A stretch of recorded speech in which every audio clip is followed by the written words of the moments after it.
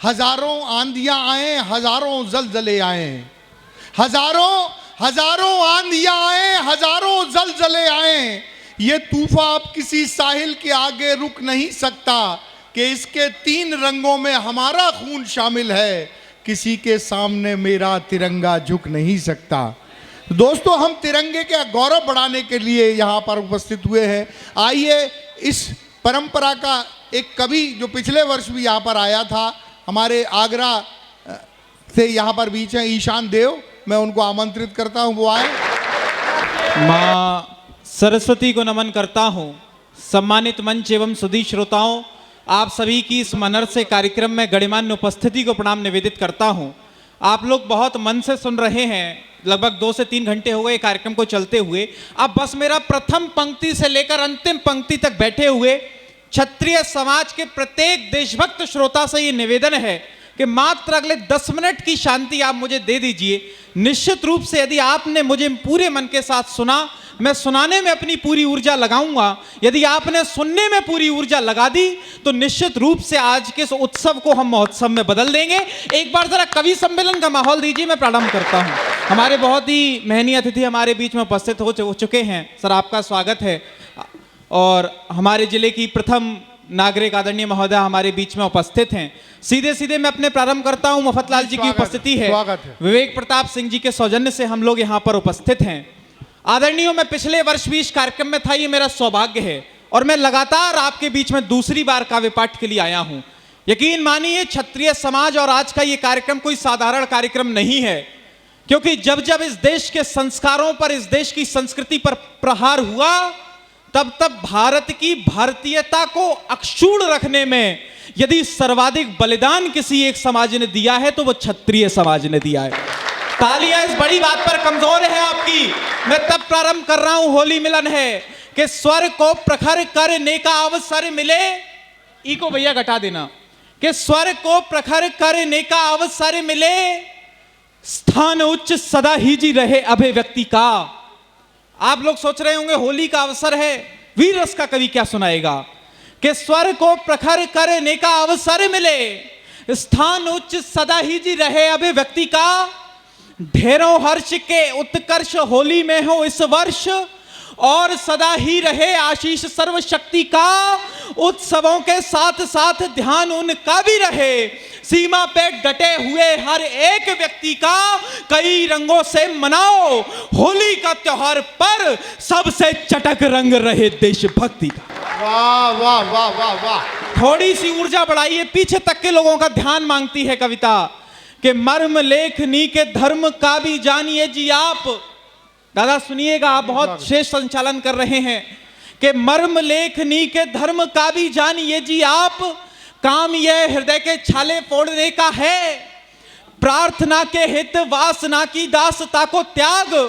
असली तो काम व्यसनों को छोड़ने का है। तालियों के लिए ही नहीं है सिर्फ बातें मेरी, प्रश्न इस देश की दिशा को मोड़ने का है। नफरतों से भरे स्वर ये बात जान ले कि कविता का काम हृदयों को जोड़ने का है। तो जय आप पराजय का भय ही नहीं था जिन्हें, जो भारती के नाम को पुकारते चले गए। क्या गौरवमयी इतिहास है क्षत्रिय समाज का। आपकी परंपरा पढ़ रहा हूं, आपका इतिहास पढ़ रहा हूं और आपके समर्थन का आकांक्षी हूं। कि जय आप पराजय का भय ही नहीं था जिन्हें, जो भारती के नाम को पुकारते चले गए। मौत को बना के दासी चूम ली जिन्होंने फांसी, हर्ष से जो स्वर्ग को सिधारते चले गए। जपते चले गए जो राष्ट्र देवता का नाम, भारती के हाल को सुधारते चले गए। यादों में याद तुम रखना उन्हें भी, जो कि भारती की आरती उतारते चले गए। बहुत बहुत आभार। तो कौन है हम और आप के शत्रु का भय कब हमको रहा है मित्र। कल एक बड़ा विवादित बयान संसद में दिया गया। हो सकता है वो सांसद आपकी गौरवमयी परंपरा से परिचित ना हो। मैं आपकी तरफ से जवाब भेज रहा हूं दिल्ली तक, और आपकी तालियां उनके गालों पे तमाचे की तरह जवाब के रूप में पड़े। कि शत्रु का भय कब हमको रहा है मित्र, स्वयं ही हम शत्रु के द्वार चले जाएंगे। एकता अखंडता को मानता है देश मेरा, यहाँ पूरे के पूरे परिवार चले जाएंगे। और राष्ट्र की सुरक्षा है तू भारती ने जो पुकारा, तो एक बार छोड़ो 100 बार चले जाएंगे। वीरता दिखाने की बात यदि आ गई तो तिरंगा उठा के सीमा पार चले जाएंगे। वाह वाह वाह। तो कुपंथ के प्रभाव में, सुपंथ के अभाव में, चाहूं चुटकुले सुना सकता हूं, बहुत सी बातें करी जा सकती हैं, लेकिन कोई भी बात मैं ऐसी नहीं करना चाहता जो आपके गरिमा और गौरव के अनुरूप ना हो। कि कुपंथ के प्रभाव में, सुपंथ के अभाव में, पंथ के चुनाव को कराने कौन आएगा? क्या आवश्यकता है वीर रस के कवियों की, क्या आवश्यकता है ऐसे साहित्यिक अनुष्ठानों की कि कुपंथ के प्रभाव में, सुपंथ के अभाव में, पंथ के चुनाव को कराने कौन आएगा? झूठ के जहाज का समाज में है राजकाज, सत्य की आवाज को उठाने कौन आएगा? और शौर्य बलिदान स्वाभिमान की कहानियों को आने वाली पीढ़ी को बताने कौन आएगा? सिंह सी जवानियां जो स्वप्न सी पड़ी हैं, बोलो स्वप्न सी जवानियां जगाने कौन आएगा? बहुत अच्छा, वाह। तो दूसरे की थाली में तो छेद करते हैं सभी, पर निज थाली छिदवाना कौन चाहता?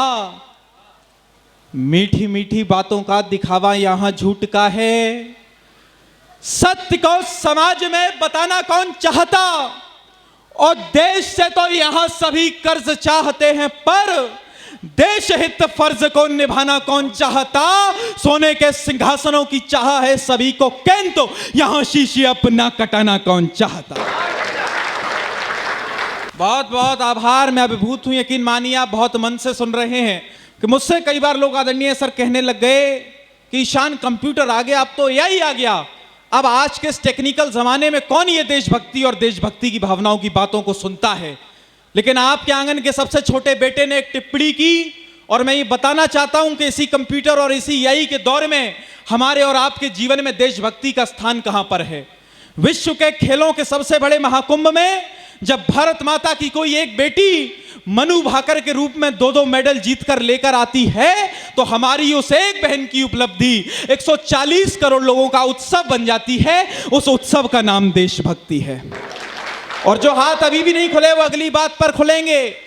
मेलबर्न ऑस्ट्रेलिया के क्रिकेट स्टेडियम में जब कोई भारतीय गेंदबाज किसी विदेशी बल्लेबाज का विकेट चटकाता है, तो मेलबर्न ऑस्ट्रेलिया में विकेट चटकने की गूंज अलीगढ़ के घरों में बैठे हुए लोगों के दिलों में सुनाई देती है। उस चटकन का नाम देशभक्ति है। और जो हाथ अब भी नहीं खुले वो अगली बात पर दोनों हाथ खड़े कर उठाना, यदि मेरी बात ठीक हो तो। जीवन की आपाधापी में इतने व्यस्त रहने वाले हम लोग यदि कहीं पर जड़ गड़ मन की धुन मात्र भी सुन लेते हैं, तो सारा काम छोड़कर सावधानी की मुद्रा में खड़े हो जाते हैं। उस मुद्रा का नाम देशभक्ति है। मैं तब देशभक्ति कविता पढ़ रहा हूं। तो ओज छंद ही लिखने वाला देश धर्म का सूचक हूं, दिनकर जी की परंपरा का सबसे छोटा दीपक हूं। के ओज छंद ही लिखने वाला देश धर्म का सूचक हूं, दिनकर जी की परंपरा का सबसे छोटा दीपक हूं। लेकर अपने गीत छंद में देश जगाने निकला हूं। नव भारत निर्माण है तो कुछ स्वप्न सजाने निकला हूं। भारत की गूंज युगों तक हो, जब तक आकाश अनंत रहे। धर्म युक्त माहौल बने, हर मन के भीतर संत रहे। और हमारी शक्ति से परिचित ये दिग दिगंत रहे। प्रगति पथ पर प्यारा भारत हो, प्रलय काल पर्यंत रहे। तो उन्नति, विकास, शक्ति, संचय, रफ्तार दोगुना बढ़ जाए। सकल विश्व में भारत का सत्कार 100 गुना बढ़ जाए। के उन्नति, विकास, शक्ति, संचय, रफ्तार 100 गुना बढ़ जाए। सकल विश्व में भारत का सत्कार 100 गुना बढ़ जाए। युवा हमारे आज यहाँ शेखर सुभाष के जैसे हो। ऊंचा हो मस्तक माता का, सत्कर्म हमारे ऐसे हो। तो सिंहों के जैसा कर गर्जन, हर कदम कदम दमदार चले।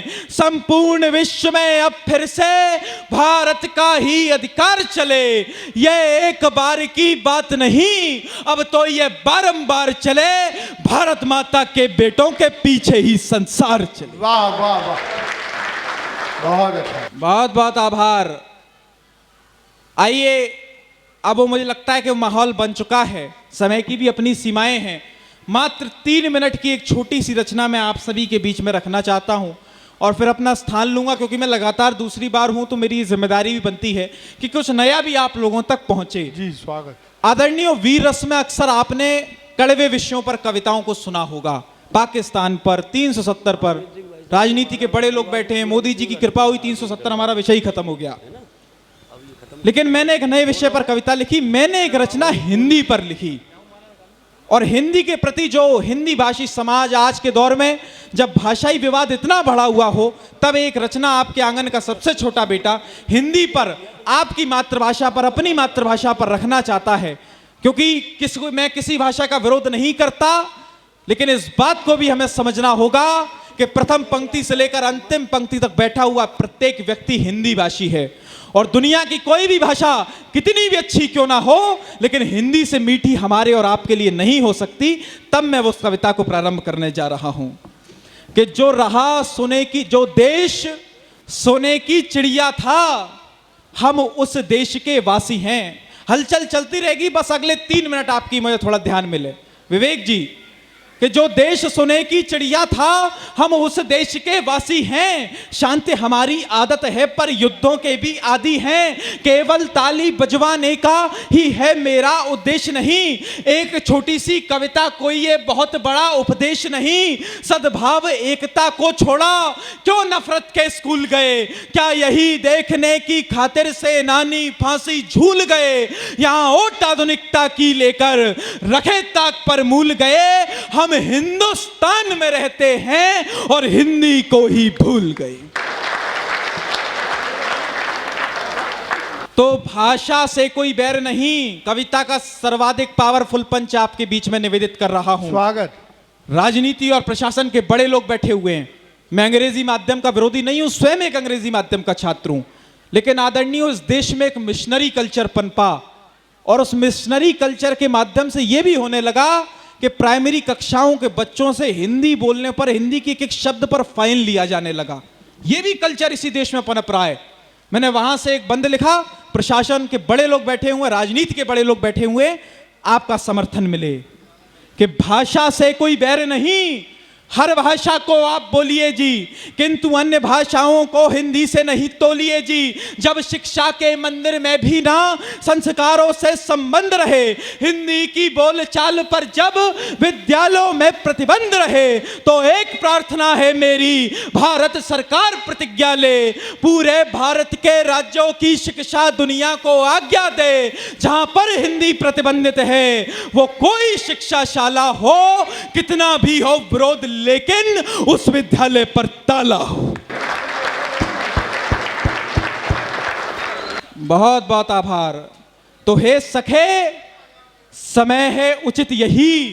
अंतिम बंद कविता का आप सभी के बीच में निवेदित करता हूं जी स्वागत। और आपकी विदाई की तालियां मिलें कि हे सखे, समय है उचित यही, लग जाए विराम विवादों पर। हे सखे, समय है उचित यही, लग जाए विराम विवादों पर। ऊंचे से ऊंचा महल सदा टिकता सुदृढ़ बुनियादों पर। हम करें तरक्की कितनी भी, उठकर चाहे अंबर छू लें, लेकिन इतना भर याद रहे कि अपनी जड़ को भी ना भूलें। इस अंधी आधुनिकता की दौड़ में हमें हमेशा ध्यान रहे, हो देश धर्म का पालन भी, निज भाषा का सम्मान रहे। हाँ, भले हमारे कदमों के नीचे संपूर्ण जहान रहे, लेकिन मन मंदिर में केवल हिंदी हिंदुस्तान रहे। एक बार पूरा सदन दोनों हाथ आकाश की ओर उठाकर भारत माता की जय, भारत माता की जय, वंदे मातरम, वंदे मातरम। बहुत बहुत